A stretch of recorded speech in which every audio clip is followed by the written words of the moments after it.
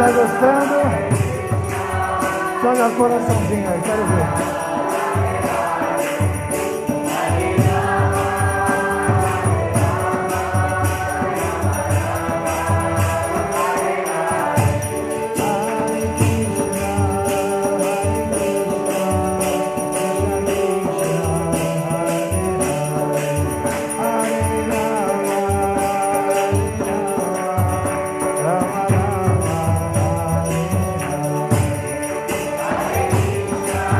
Das cidades que vocês estão lá, nome e cidade.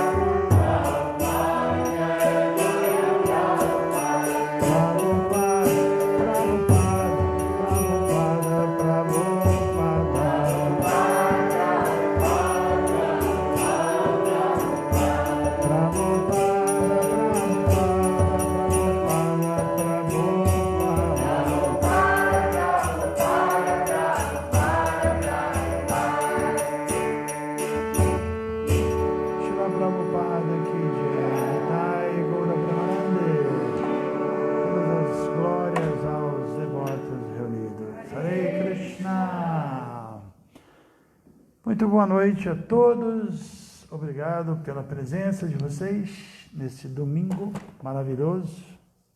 Estamos já, eu acho que é na 52ª live, não é? É isso? 52, live número 52, né? Já estamos aqui no finalzinho do capítulo 6 da Bhagavad Gita, faltam apenas 3 versos. Hoje nós iremos ler a partir do verso 45.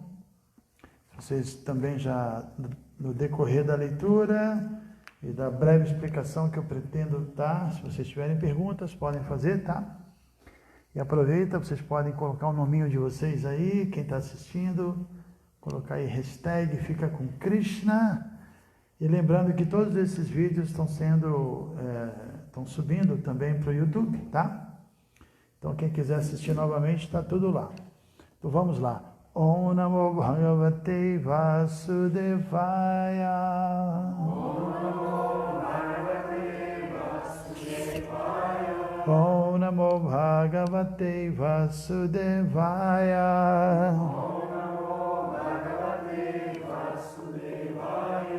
Om Namo Bhagavate Vasudevaya. Om Namo Bhagavate Vasudevaya. Capítulo 6, Dhyana Yoga, Bhagavad Gita como ele é, tradução e significado dados por sua divina graça, Srila Prabhupada. Verso 45. Prayatnad yatamanastu yogi sanshuddha kilbishaha aneka jamma sansidhas tatoyati parangatim. Tradução de cada palavra, prayatnat, pela prática rígida. Yatamanaha, que se esforça, tu e yogi, tal transcendentalista, sanshuddha, lavado, kilbishaha, de todos os seus pecados, aneka, após muitos e muitos, jama, nascimentos, sansidhaha, tendo alcançado a perfeição. Tataha, então, yakti, atinge, param, o mais elevado, gatim, destino. A tradução, vocês podem repetir também comigo, por favor? E quando com esforço sincero, o yogi ocupa-se em continuar progredindo. Limpando-se de todas as contaminações, alcançando a perfeição, pela prática, em muitos e muitos nascimentos, ele aí atinge a meta suprema. Repetindo, e quando com esforço sincero, o yogi ocupa-se em continuar progredindo, limpando de todas as contaminações, alcançando a perfeição pela prática, em muitos e muitos nascimentos, ele aí atinge a meta suprema. Significado dado por Srila Prabhupada. Aquele que nasce numa determinada família virtuosa, aristocrática ou sagrada, fica ciente de sua condição favorável à execução da prática de yoga. Com determinação, portanto, recomeça sua tarefa inacabada. Então purifica-se por completo de todas as contaminações materiais. Quando finalmente livra-se de todas as contaminações, ele alcança a perfeição suprema, a consciência de Krishna. A consciência de Krishna é a fase perfeita na qual se está livre de todas as contaminações. Isso é confirmado na Bhagavad Gita, capítulo 7, verso 28. Yeshantantagatam papam jananam punya karmanam tedvanda moha nirmukta bhajante mandaridha vrataha. Após executar atividades piedosas durante muitos e muitos nascimentos, tendo se livrado por completo de todas as contaminações, de todas as dualidades ilusórias, a pessoa ocupa-se no serviço transcendental amoroso do Senhor. Srila Prabhupada aqui diz. Om Gyana Timirandhasya Gyananjana Shalakaya Chakshur Umilitan Yana Tasmai Shri Gurave Namaha Namo Vishnu Padaya Krishna Prastaya Bhutale Shrimate Vidaya Nanda Goswami Itti Namine Namo Vishnu Padaya Krishna Prastaya Bhutale Shrimate Bhakti Vedanta Swami Itti Namine Sri Krishna Chaitanya Prabhu Nityananda Shri Advaita Gadadhar Shivasari Gaura Bhakta Vrinda Hare Krishna Krishna Krishna Hare Hare Hare Rama, Rama Rama, Hare Hare. Mukhaṁ karoti vacharam pangulam ghayate grinyat kvipatamaham vande Shri Gurum Dinatalinam vanchakalpatarubhyasya kripa sindubhya evacha pavanebhyo vaishnavibhyo namo namah. Shri Prabhupada aqui. Lendo de novo o verso Prayatnat Yattamanastu yogi sanshuddha kilbishaha anekajama sansiddhas tatoyati parangatim. E quando com esforço sincero o yogi ocupa-se em continuar progredindo, limpando-se de todas as contaminações, alcançando a perfeição pela prática, em muitos e muitos nascimentos, ele aí atinge a meta suprema. Então, tem 2 pontos aqui que me chamaram a atenção. Vou fazer comentários breves sobre eles. Primeiro é que são muitos e muitos nascimentos, né? Não é tão simples assim. E segundo, eu acho que esse termo, um esforço sincero do yogi, porque a sinceridade é algo muitas vezes subjetivo, né? Talvez nós não entendamos bem esse significado. Uma pessoa pode dizer que ela é muito sincera, mas de alguma forma não está praticando o processo como ele é, né? Então, acho que para nós não interpretarmos equivocadamente esse termo, esforço sincero, vale lembrar que alguns versos atrás, me parece que no verso 35, quando Krishna responde ou comenta a colocação que Arjuna faz, a dificuldade que é controlar a mente, porque ela é turbulenta, porque ela é obstinada, porque ela é muito forte, né? Subjugá-la é muito difícil. Arjuna fala e Krishna diz, Ashanshaya Mahabaho, sem dúvida, Shanshaya, Ashanshaya, não tem dúvida, Mahabaho, grande Arjuna de braços poderosos, Mano Durnigrahan Chala, a mente, Mana, ela é Durnigrahan, ela de fato é difícil de ser freada. E Chalan, ela é flutuante, né? Porém, Abhyasanatu Kaunteya, Abhyasana pela prática correta, Prabhupada traduz, pelo meio apropriado, e Vairagena, e pelo desapego da mente, Chagrihiyate, a gente consegue o resultado. Então, eu acho que esse esforço sincero que está sendo mencionado aqui, significa seguir o meio apropriado. Porque não adianta você seguir com muita sinceridade, mas sem entender qual é o processo. Você cria seu processo, você age da sua maneira, né? Você tenta, mas eu sou sincero. Mas eu tenho muita fé. Que tipo de fé, né? Que tipo de sinceridade? Porque se a gente lembrar no capítulo 17, por exemplo, começa com a Arjuna perguntando exatamente algo relacionado com isso.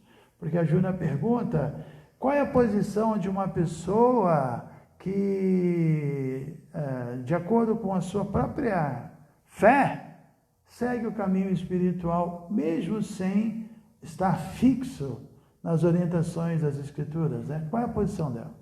O que vai acontecer com ela? Né? Essa pergunta interessante de Arjuna, que é logo no iniciozinho do capítulo 7. Qual a posição de uma pessoa que pratica do seu jeito, sem levar em conta as orientações escriturais? Inclusive o termo técnico é utsridya, que é abandonando as injunções védicas, mas está lá tentando, né? E aí, qual é a resposta de Krishna? Quem sabe? Krishna fala, depende. Né? Depende se ele estiver no modo da ignorância, no modo da paixão ou no modo da bondade. Porque, como eu disse, eu sou muito sincero, existe sinceridade nos 3 modos. Também existe esforço em 3 direções. Imagina, você é muito determinado, mas você não está entendendo como deve agir, então essa determinação às vezes é um problema. Porque você está indo na direção errada, com muita determinação, você está se distanciando, né? Então, acho que é melhor nós traduzirmos esse esforço sincero como esforço correto, na direção correta, segundo o que o próprio Krishna disse, né? Seguindo o meio apropriado, né? Porque, senão... E lembrando ainda esse ponto do capítulo 17, quando a Arjuna faz essa colocação é tão importante que Krishna praticamente dedicou não só o capítulo 17 inteiro para responder essa pergunta, mas até parte do capítulo 18, porque ele fala, Arjuna, vai depender da fé da pessoa, né? E tudo está ligado aos modos da natureza, a determinação da pessoa, a compreensão da pessoa, o alimento da pessoa, né? E depois ainda Krishna fala sobre os 5 fatores que ocasionam toda ação. Ele fala, uma pessoa que não considera esses 5 fatores, ela não é muito inteligente. Toda ação que nós executamos, há que se levar em consideração 5 fatores. O lugar da ação, né? O executor da ação, os sentidos do executor, o esforço, que é esse assunto aqui, e finalmente a superalma, assim, a graça, né? A misericórdia ou não da superalma. Então tem lugar, tem a pessoa, tem o controle ou não dos sentidos e o esforço dela.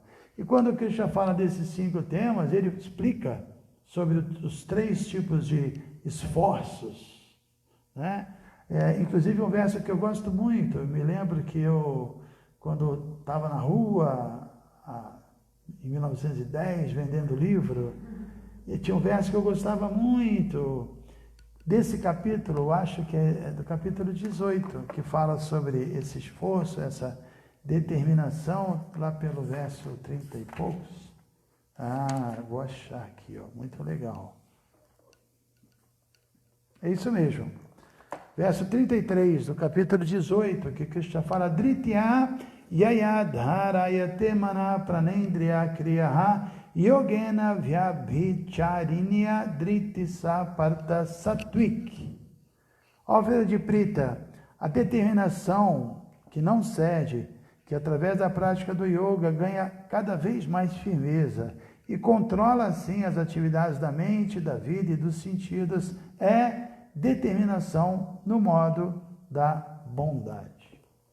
A determinação no modo da paixão está preso a Dharma, Kama, Artha. Aqui o verso diz, Yayato, Dharma, Kama, a determinação da pessoa é simplesmente seguir as regras, ser materialmente falando ética e honesta, ou se desenvolver economicamente, gratificar seus sentidos. Passando disso, ela não tem uma determinação. E no modo da ignorância, a determinação acaba muito rápido. Qualquer dificuldade, ela abandona, ela se lamenta, ela culpa Deus e o mundo e perde a sua determinação. Então, esse yogi que está sendo mencionado, podemos imaginar que tem 2 situações aí. Tem um yogi que está lá na floresta, sozinho, empenhado em pranayama, em se... assim, praticando esse sistema óctuplo, né? E tem o devoto de Krishna. E Krishna deixa bem claro, como eu mencionei um dia desse, esse sistema óctuplo, ele não é um sistema impersonalista, pelo menos originalmente não. Na era de Satya Yuga, todo mundo conhecia Vishnu, então fazia sentido, porque o verso diz o quê? Que você tem que ir para a floresta, se isolar socialmente, né? Ficar em quarentena por milhares de anos, praticar o pranayama, concentrar a sua mente e fazer de Vishnu a sua meta suprema. Mas a pessoa não conhece Vishnu, que adianta ela fazer o resto? Em yoga. Se a pessoa não sabe quem é Vishnu, não adianta, né? Então é um sistema Vaishnava, só que é um sistema praticado na era de Satyayuga. Nessa era, esse sistema perdeu a Shakti, perdeu a força, porque não é o sistema da era, e por isso ele é preferível para os impersonalistas, personalistas que gostam disso. Para um devoto, ele sabe, eu preciso da graça de Cristo. E às vezes as pessoas perguntam para a gente, tem pessoas que são muito bondosas, não são tão filosóficas, não aprenderam a meditar, mas tem muita fé em Deus, né? Essas pessoas estão mais elevadas do que um yogi, porque no final das contas, o yogi pode chegar no estágio que ele transcende a dualidade, ele controla tudo, mas não tem amor, né? Não tem bhakti, não tem prema, e ele vai ficar patinando por muitas vidas. Agora, as pessoas que já são conscientes de Deus, que confiam em Deus, que têm amor por Deus, às vezes a gente vê isso. Um dia desse eu recebi um videozinho de uma velhinha, nem era brasileira, ela falava espanhol, né? Mas falando com uma fé em Deus muito legal, falando dessa situação, né? Mas completamente convicta da proteção divina. Ela tinha 96 anos, me parece, e ela falava, eu já passei por várias coisas desse tipo. E a minha fé em Deus não me abalou, e quem tem fé em Deus pode ficar. Ela falava legal, assim, com realização de consciência de Deus. O yogi não tem isso, né? O yogi pode até atingir um estágio de autocontrole, se situar até no Brahman, entender assim, racionalmente que tudo é essa coisa toda, mas cai na armadilha de Maya, né? De achar que eu sou Deus, né? Aham Brahmasmi, e Deus é Brahman, eu sou Brahman, e no final das contas eu sou Deus. E aí, como está sendo dito aqui, vai precisar de muitos e muitos nascimentos. Muitos e muitos nascimentos. O devoto talvez não. O devoto, a gente vê o último verso do capítulo 2, você lembra qual é, Govinda? Nós estudamos agora, né, o capítulo 2, que esses dias várias vezes me veio à mente, acho que quem deu aula foi a Gopi Bharta desse verso, porque ali Krishna deixa bem claro consciência de Krishna, né? Assim, no capítulo 2 ele explica bem a coisa de você meditar nele, né, e se tornar realmente consciente de Krishna. Aí ele diz no último verso do capítulo 2 que esse é o caminho da vida espiritual, o caminho divino. E uma pessoa pode alcançar a perfeição desse caminho, nem que seja no último instante da vida. A gente pode tentar e não conseguir agora.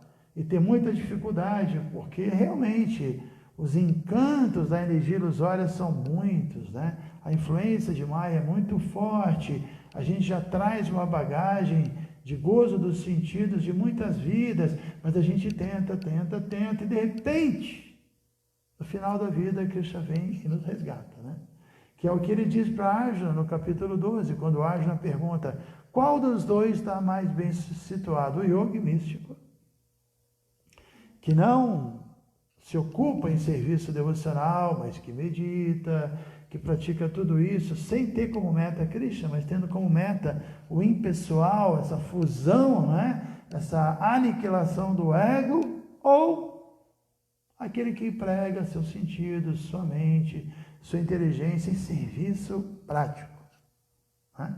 Qual dos dois? Krishna fala, os dois estão bem situados.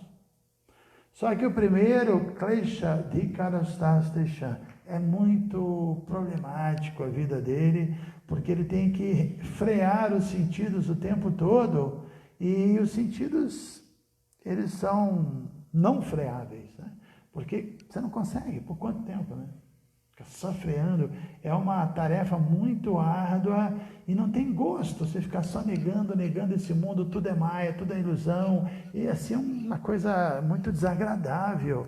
E na era que a gente vive com tanto apelo, com tanto bombardeio, se torna ainda mais difícil. Podemos dizer que é impossível. né? Raríssimas pessoas talvez obtenham algum resultado assim, que vale a pena mesmo. Então, o Krishna fala é muito difícil, mas Krishna fala, depois de muito tempo, ele vai chegar até mim também. E Prabhupada, numa palestra, explica esse verso dizendo o seguinte, Krishna diz que o impersonalista acaba, né, desenvolvendo uma relação de equanimidade com todo mundo, que o verso fala isso, que ele, depois de desenvolver essa equanimidade, de trabalhar para o bem-estar, né, você vê, os yogas às vezes abrem escolas, abrem hospitais, né, aí Krishna diz, ele, depois de muito tempo ele chega a mim. E Prabhupada numa palestra explica, citando Bhaktivinoda Thakura, que o impersonalista chega nele como? Ele abre um hospital, ele faz caridade, ele faz isso e aquilo, e aí ele atinge um devoto puro de Krishna. Ele faz um serviço ao Vaishnava. E aí então Krishna tira ele da fila e fala, agora eu vou me revelar a você, porque você serviu um devoto de Krishna.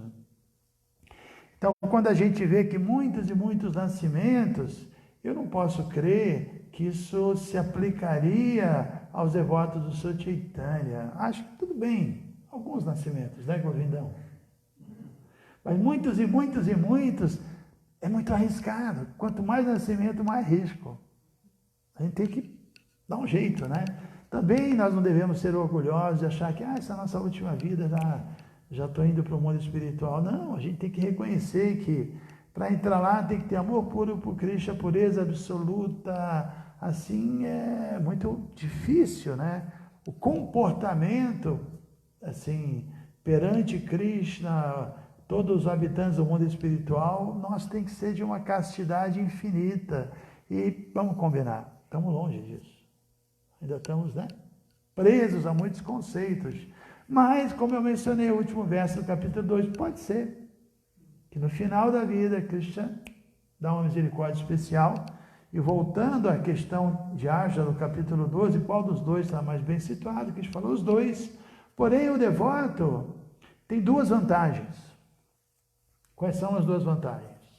Alguém sabe?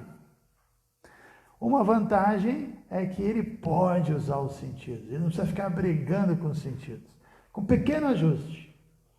Ele pode comer bem, fazer praçadas deliciosas, chamar os amigos, e ler um verso e cantar, e depois oferecer o alimento às deidades, aí desfrutar daquilo sem cair vítima de uma consciência material, mas tendo uma vida prazerosa, né? Ou ele pode constituir uma família e ser feliz numa família, num núcleo familiar, com filhos conscientes de Krishna, um lar consciente de Krishna. Primeira coisa, a coleção do Bhagavatam, os livros de Prabhupada, uma tulasi, né, para você se circumambular, aguar, cuidar. É resolvido, né? O problema nesse mundo é só não sermos conscientes de Krishna. Quando somos conscientes de Krishna, está tudo resolvido. Os ajustes são fáceis, né? Tudo é possível ajustar, tudo é possível. Krishna vai dar a inteligência para a gente ir fazendo os devidos ajustes, né? Então, por isso Krishna diz, tem duas vantagens. Ele não diz assim, mas existem duas vantagens. A primeira é essa, podemos usar os sentidos. E a segunda é que Krishna diz, eu sou Samudharta. Eu sou o pronto salvador desse devoto do oceano de nascimento e morte. Eu vou resgatar ele. O impersonalista não conta com Krishna. Para ele, se ele contasse com a misericórdia de alguém, ele cairia na dualidade, porque teria alguém para dar misericórdia e alguém para receber. Aí ele cairia na armadilha da dualidade. Então ele não pode aceitar essa ideia de graça, de misericórdia. Isso é Maya, isso é dualidade, na viagem do impersonalista. Mas na nossa viagem é a salvação, né? É a salvação, é orar para Krishna, como nós fazemos cantando Hare Krishna. O que a gente está fazendo? Krishna, me ocupe em seu serviço, né? E se você fizer isso, eu vou provar Rama, essa bem-aventurança, e naturalmente eu vou realmente atingir essa perfeição com o tempo, pela graça divina. Então, quando Krishna responde para Arjuna, nesse capítulo, que o processo é Abhyasanadu Kaunteya Vairagena, ou seja, o meio correto, o meio correto e a renúncia, o desapego, essas duas coisas você obtém como? Cantando Hare Krishna. Porque se você pede a Krishna, me ocupe em seu serviço, esse é o meio correto, serviço devocional. E se você pratica serviço devocional, o que acontece? Rama, você experimenta o prazer superior e se desapega. Então, o meio correto é serviço devocional e depender da suprema personalidade de Deus. Por isso, no final da Gita, Krishna fala: Chetansara Sarvakarmani Mai Sannyasyamat Paraha Buddhi Yoga. Finalzinho, já está acabando. Faltam 2, 3 versos para falar Sarvadharma Parityajya. Ele de novo fala de Buddhi Yoga, ele fala várias vezes, né? Então ele define Buddhi Yoga como Chetansara Sarvakarmani Mai Sannyasi. Em todas as atividades, dependa simplesmente de mim, trabalhe sempre sob a minha proteção. Em tal serviço devocional, seja plenamente dependente de mim. Isso é Buddhi Yoga. Essa inteligência. Uau! Vou depender de Deus. Vou depender de quem? Da minha mente? Dos meus sentidos? Minha determinação? A minha opinião? A minha maneira? Ou sei lá, não, eu vou acreditar, né? Hoje mesmo, rapidamente, eu respondi, me perguntaram sobre qual argumento que daríamos, né? Se alguém dissesse que o que Prabhupada apresenta é muito dogmático, né? Mas, se a gente analisar o significado da palavra dogmático, isso é um elogio a Prabhupada, porque dogma seria uma verdade inquestionável e, de fato, o conhecimento védico, tudo que é falado diretamente pela Suprema Personalidade de Deus, é no sentido positivo da palavra dogma, porque é algo, tem que colocar de novo ali nosso amigo Instagram. Hoje eu não estou dando muita bola para vocês, sabe por quê? Porque tem gente aqui assistindo, tem visita em casa. Mas no final eu vou dar bola para vocês, fiquem tranquilos. Estamos colocando de novo no Instagram. E o que eu estava falando, pessoal? Nada dogma. Né? O que Krishna fala é Dhammato Sakshad Bhagavad Pranita Yamaraja, que é Dharmaraja, que é o Deus da religião. Ele diz isso, Dhammato Sakshad Bhagavad Pranita, que aquilo que é Sakshad Bhagavad Pranita, que é apresentado, revelado diretamente por Hari, isso é Dharma. E é inquestionável. Agora, podemos questionar, não para tentar rejeitar, mas para tentar entender, né? Isso é correto, né? Questionar como Arjuna fez. Arjuna não aceitou tudo que Krishna falou, ele queria entender. Então, tudo bem, é verdade, mas eu preciso entender. E para entender, eu preciso revelar minhas dúvidas, como Arjuna fez. Ele revelou as dúvidas dele. Como é isso, Krishna? Mas como eu posso aceitar essa sua instrução? Porque ali na minha frente tem parentes. E foi. Então, devemos questionar mesmo os dogmas, mas não questionar com uma atitude desafiadora, mas com uma atitude submissa de alguém que quer compreender. Então, tudo que Krishna fala é no sentido positivo da palavra um dogma, mas é um dogma realmente, assim, inquestionável, porque ele é Deus, né? Eu já dei esse exemplo várias vezes. Se uma pessoa, um artista, faz uma pintura, eu dei um dia desse, não lembro nem se foi numa palestra, mas não importa, uma pintura muito bela, foi lá em Brasília, agora me lembrei, tinha uma figura estranha na aula, lembra disso? Você estava, né? E aí ele falou, mas você está com uma opinião muito assim, contundente ou pessimista, né? Porque eu citei Krishna dizendo que esse mundo material, ele é temporário e tem sofrimento aqui o tempo todo, não dá para evitar isso. Ele era bem sentimental, né? Estava pintado com cara de índio, lembra disso? Você estava? E aí, então, eu dei esse exemplo, imagine, né? Quem falou que esse mundo é um mundo de miséria, é um mundo temporário, é o Criador desse mundo. Então, se eu faço uma pintura E cada um dá uma opinião, mas a minha opinião é que é autorizada, eu que criei a pintura. Não tem outra pessoa. Então, Krishna criou esse mundo assim, e ele expressa a sua opinião, que do Kalayana Sashvatan, esse mundo, onde quer que você vá, não importa o planeta, no mais elevado ou mais baixo, ele diz, do Kalayana, existe sofrimento. Todo mundo está em ansiedade aqui. Não é um lugar de paz, infelizmente, né? Ah, mas isso é pessimista. Não é. Seria pessimismo se nós disséssemos esse mundo material é miserável, é temporário e não tem para onde correr. Nós não falamos isso.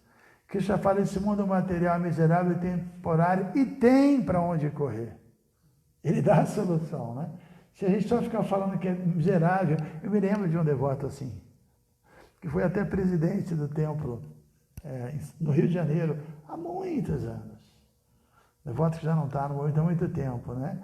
Eu me lembro que as aulas dele, ele falava que o mundo era miserável, o mundo era miserável. Toda aula dele falava isso, e ele começava a falar e parecia que ele ia ficando pequenininho na sana. O mundo é miserável, miserável. E não virava o disco. E depois de uns dias ele abandonou a consciência de Krishna, porque para ele estava tudo muito miserável, né? A gente pode até dizer que esse mundo é miserável, mas tem que dar solução. Então os Vedas dão a solução, e a solução é tão interessante, porque ele diz, esse mundo é miserável, mas se você se torna um devoto puro, mesmo nesse mundo, acabaram-se as misérias, mesmo aqui. Que já falam yogi, que usa os sentidos, a mente, a inteligência, para unicamente se purificar, ele é feliz mesmo nesse mundo. Feliz mesmo nesse mundo, até falei várias vezes, a gente sabe do sofrimento que o planeta está experimentando, muita gente sofrendo, né? E mesmo que um devoto entenda a lei do karma, isso significa que ele não tem compaixão. Obviamente ele tem compaixão pelo sofrimento, né? E eu tenho comentado, só que apesar do sofrimento do mundo, o que a gente pode fazer? Prabhupada nos ensinou a ser feliz, a gente está feliz, né? Mesmo assim, de repente, ficando até assim meio, sei lá, não deveria estar feliz, mas é como o Prahlada Maharaj falou para Nishinradeva. Nishinradeva ofereceu uma bênção e falou, olha, agora que eu tive o darshan de você, que eu conheci você, que eu sou consciente de Krishna, qualquer lugar para mim eu sou feliz, qualquer situação para mim eu sou feliz, então eu não quero nada. Essa já é a maior bênção, ser feliz em qualquer situação, porque a felicidade é algo interna, definitivamente, né? Que é o que Krishna diz, Nasti buddhira yuktasya nachayutasya bhavana nachabhavayata shanti ashantasya krutaksukha. Que se a pessoa tem uma consciência espiritual, ela consegue controlar a mente, e se ela controla a mente, ela tem shanti, essa paz interior, e se ela tem a paz interior, ela tem sukha, felicidade. Então são 4 coisas, né? Primeiro, consciência de Krishna. Tendo isso, a mente fica controlada. A mente ficou controlada, eu estou em paz. Você está em paz, a felicidade vem até você, naturalmente. O que Krishna, na verdade, explica é o contrário disso. Nasti buddhira yuktasya. Uma pessoa que está ayukta, não está conectada, sua buddhi, sua inteligência não está conectada. Nasti buddhira yuktasya, não é consciente de Deus. Nachayutasya bhavana, é impossível que ela controle a sua mente. E com a mente descontrolada, nachabhavayata shanti, é impossível estar em paz consigo mesmo. E se a pessoa não está em paz consigo mesmo, ashantasya krutaksukha, é impossível que ela seja feliz. É impossível. Então, o processo da consciência de Krishna realmente é muito poderoso. É muito poderoso, é muito prático, é muito acessível, é muito agradável. Raja Vijaya Raja Guhyam Pavitram Vidam Uttamam Pratyakshavagaman Dharman Susukam Kartum Avyaya. Uma felicidade enorme que se renova, que aumenta, que não tem fim, que não se esgota, cada dia é melhor. Certamente é o melhor investimento. Então, muitíssimo obrigado, meus amigos. Essa foi a nossa festa de domingo. Nós agora vou responder algumas perguntas, se tiver. Agradeço demais a presença de todos vocês. Eu vou dar preferência aqui para o pessoal, pode ser, né? Que depois também a gente pode. Que tem a plateia aqui que tem pergunta também, mas eu vou dar preferência aí para vocês. Vou pedir para os meus amigos tirarem aqui o harmônio, a mesinha aqui, que eu quero me aproximar do celular para ver. Como a Juna, né, que se aproximar para ver com quem ele teria que enfrentar na batalha. Eu quero ver o nomezinho das pessoas que estão aqui. Lilanata Chaitanya, meu amigo de Pirajuí, Hare Krishna, tem uma pergunta. Vou começar pela pergunta dele. Lilanata faz boas perguntas. Vamos lá. Boa noite. Reverências a todos os devotos. Maharaj Krishna explica todos esses diferentes processos para a autorrealização e no final diz para Juna abandonar tudo e render-se a ele. Tem como se render 100% a Krishna sem passar por nenhum processo? Se sim, o senhor pode explicar? Tem sim.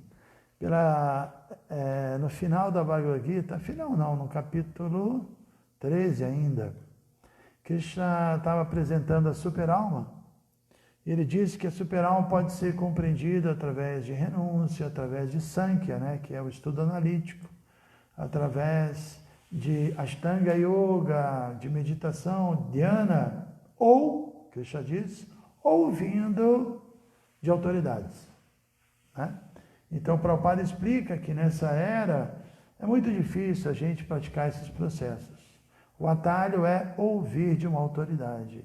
Então, Prabhupada diz, explicando esse verso, que é um verso que se aplica especialmente à era que nós vivemos. Porque nessa era a gente não tem nem tempo para praticar essas coisas todas. Requer muito tempo, muito poder mental, muita renúncia, e nós não temos nada disso.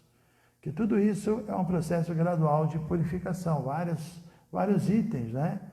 Mas podemos ouvir uma autoridade, como fizemos, como vários devotos fizeram, ouvindo o Prabhupada, entenderam Krishna e furaram a fila. Foram lá para frente, né?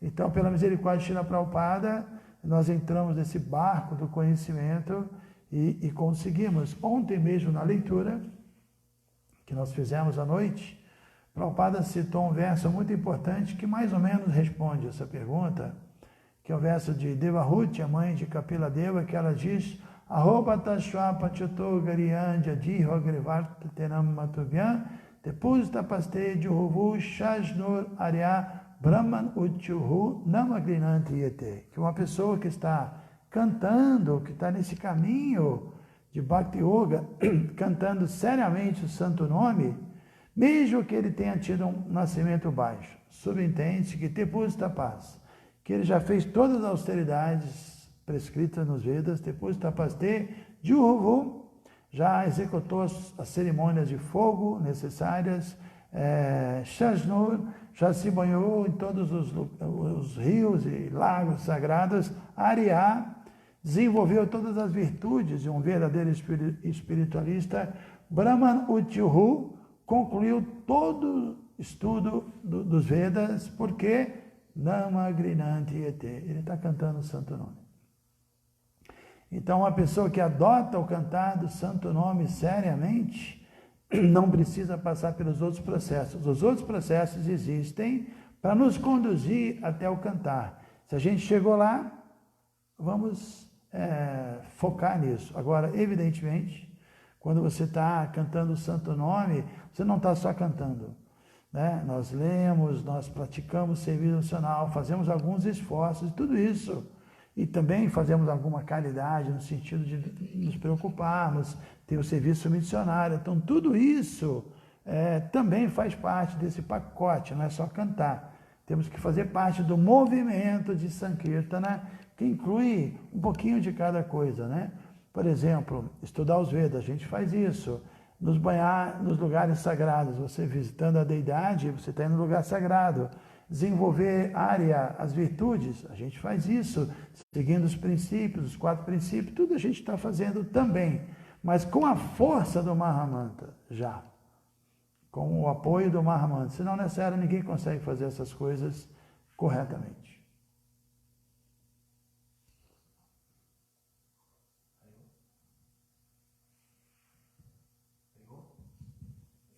Tá sim. Tá. Uma pergunta de César Augusto Ornelas, de Niterói, no Facebook. Ele diz: Maharaj, após uma alma cumprir seu percurso de mortes e renascimentos, ela pode retornar ao planeta Terra para cumprir uma missão como iluminado? Pode, se Krishna quiser. O devoto não está preocupado necessariamente em voltar para o mundo espiritual. Chaitanya Mahaprabhu diz isso, né? A preocupação dele é se purificar. Chaitanya fala sobre 4 coisas, Nadhana, na verdade 5, né? Nadhana, Najanana, Sundarim, Kavitamba, ou seja, as primeiras 4 que ele não quer. Eu não quero riqueza, eu não quero seguidores, eu não quero gozo dos sentidos, e eu não quero conhecimento mundano. E o que eu quero? Jamani, Shwari, Bhava, Tad Bhakti. Eu posso até nascer várias vezes nesse mundo, contanto que Bhavati Bhakti, eu continue praticando o serviço devocional. Porque o serviço devocional coloca a pessoa numa consciência espiritual, ela já está uma alma liberada, né? Ihayasya haredasya kamanamana sagira nikilashu apyavastashu jiva mukta sauchate. Uma alma Iha, mesmo nesse mundo, se ela se torna um Haridas, servo de Deus, Karmana, e age para o prazer dele, Manasa, sempre meditando nele, Gira, e falando sobre ele, disseminando a consciência de Krishna, Nikilashu, em qualquer circunstância, Vastashu, em qualquer lugar, ele já está feliz aqui mesmo, já é uma alma liberada. Então, Prabhupada manifestou o desejo, no finalzinho da vida, de abrir a ISKCON em outros planetas infernais. Ele falou que ele queria fazer isso. Né? Onde Prabhupada estiver, aí vai conta também. Então vale a pena estar lá. Imagine, um néctar. Prabhupada deve ser algo tipo Narada Muni, né? Assim, que está abrindo a ISKCON universos, em vários universos, né? Qual é o nome desse devoto que perguntou agora? César. O César tem perguntado bastante, tem acompanhado. Legal, César. Obrigado aí pela sua participação. Paulo Lima, estou acenando. André Felipe, estou acenando. Lenise Romano, é a Damodara. Tudo bem, Lenise? Você não me acenou, não vou te acenar, não. Marcelo Tavares, Eloí, a mãe da Danista, muito bem. Acenei para ela. E a Durane. Olha só, a Lila Chat está aí hoje. Sônia acenando. Por aí vai. Vamos lá. Faz a pergunta. Próxima pergunta de Leonardo Borges, no Facebook. Jai Guru Maharaj, minhas reverências. Após passar desse corpo material para outro corpo material, praticando Bhakti, levamos a mesma Bhakti Rasa no mesmo nível de vida material passada? Sim. É o que Krishna diz. Dehavikrama shasti pratyavayona vidyate. Que nesse caminho não há perda nem diminuição. Você leva sua experiência espiritual para a próxima vida e começa daquele ponto. Quem fez a pergunta, Leonardo? Leonardo Borges. Ah, deve ser o Leonardo, lá de Muriaé. Né? No mesmo nível de vida material passada? Material? Não, espiritual, né? Da vida material passada, né? Ela chegou no nível, na vida passada, ele começa nesse nível, nessa vida, é isso mesmo. Ok, pessoal, tem muitas perguntas, mas agora já está tarde, 8h30, o pessoal está se esforçando aqui para ficar acordado, está difícil. Carinha dos Hare Krishna aqui, todos né? E agradeço, está na hora de todo mundo aí colocar a hashtag Fica com Krishna. E para quem não ainda, quem está assistindo não botou seu nomezinho, eu gostaria que vocês colocassem, pode falar a cidade que vocês estão, porque depois, como eu disse, acaba, eu olho para ver todo mundo que entrou, que é legal saber, né, quem está participando, tá? É sempre um prazer. Então, muito obrigado, o pessoal do Insta também, agora as deidades hoje estão com roupinha diferente, vou mostrar para vocês a roupinha linda das deidades. Dá um close, um zoom aqui em Gornitai.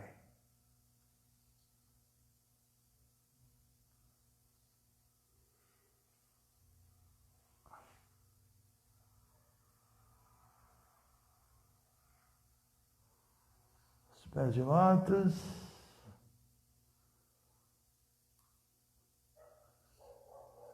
Ok, pessoal, mais uma vez, muitíssimo obrigado.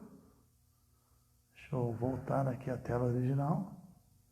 E amanhã às 7h15 nós estaremos juntos de novo. E aí nós vamos cantar mais uma canção. Amanhã vai ser Sharira Vidyajal, a canção da praçada. E vamos falar sobre ela, a tradução dela. Uma canção bem curiosa e interessante. Tá bom? Vou deixar vocês olharem mais um pouquinho as deidades, beberem o néctar aí. Jai, Shri Prabhupada aqui de todas as glórias aos devotos reunidos. Hare Krishna.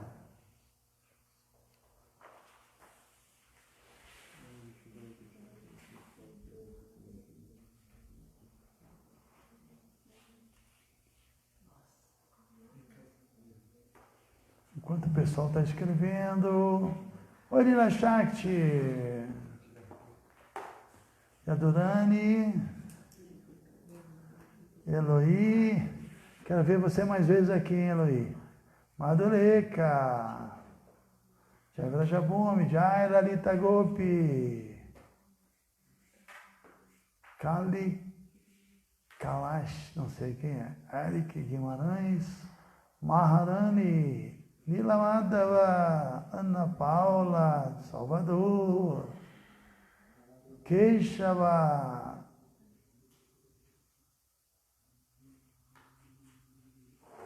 muito legal ver todos vocês aí. Mirabai, tem perguntas, depois se desse para responder depois, se tivesse um microfonezinho, né? Mas digitar é complicado, né?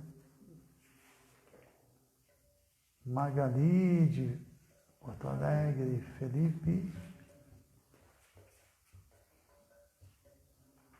Ana Batista, Felipe, Daniele.